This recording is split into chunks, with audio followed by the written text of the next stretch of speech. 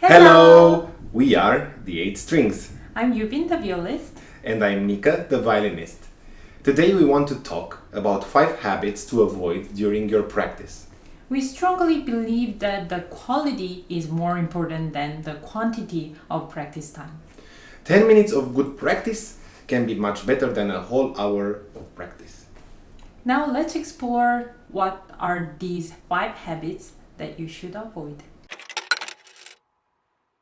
The first habit you must avoid is playing everything too fast.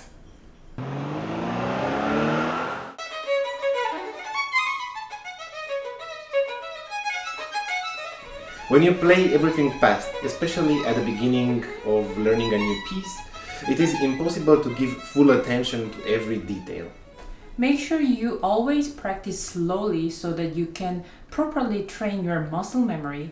This might look like it's dragging your practice process, but actually it is saving your time in the long term.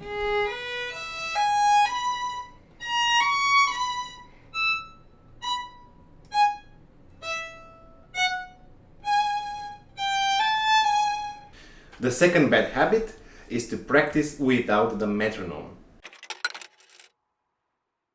Steady tempo and accurate rhythm are an important part of making music. Without training these, you will progress much slower.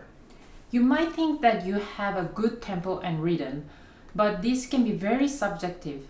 Especially the slow practice requires a lot of discipline, and many people end up playing faster and faster without realizing. Once you start using the metronome, you will see that you are not as accurate as you thought. Find the most annoying metronome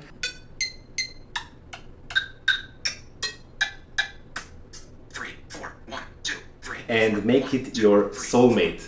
This will improve your playing greatly.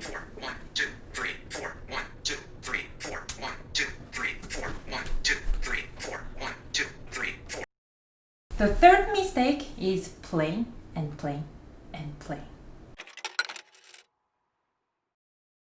Run-through practice is necessary, but don't overdo it. Playing from the beginning to the end over and over doesn't make your playing any better. Actually, it can make your playing worse because doing so you are most likely to skip through the mistakes. Oh no! Instead, divide your piece in sections and focus on one at a time. Running through is good only after you learned the piece. I use run-through practice only at the beginning of the practice session to check where I need improvement, and at the end of the practice to build the muscle memory for performance. The fourth bad habit is ignoring the indications. When you look at the music, there are a lot of indications from composer, such as dynamics, tempo markings, or interpretation suggestions. Sometimes these indications are not written in English or in your native language. So if you ignore them and you don't understand these indications, you might play the piece as it wasn't actually intended. Oh no! So when you start a new piece, make sure to write down anything you don't understand and use the internet to find out the meaning of the terms. For some reason, if you still cannot find the information, then we'll be there to answer your questions. The last bad habit is never listening to yourself. Hello? Hello? I believe the most important thing to make progress is to record your playing. This can be even better than playing for your teacher. You can hear objectively all your mistakes that you missed while you're playing. I know it can be very scary to listen to your own playing, but this is truly the best way to teach yourself and to improve.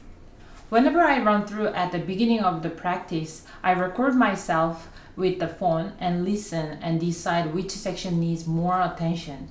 In this way, you will know what to focus on your practice session, and more important, will save you a lot of time. Now that you learned what to avoid, it is time to start building good habits in your practice. Thank you for watching this video. Let us know in the comments how your practice is going. Also, if you have any questions, please let us know. We will get back to you as soon as possible. If you liked this video, please subscribe and hit the like button.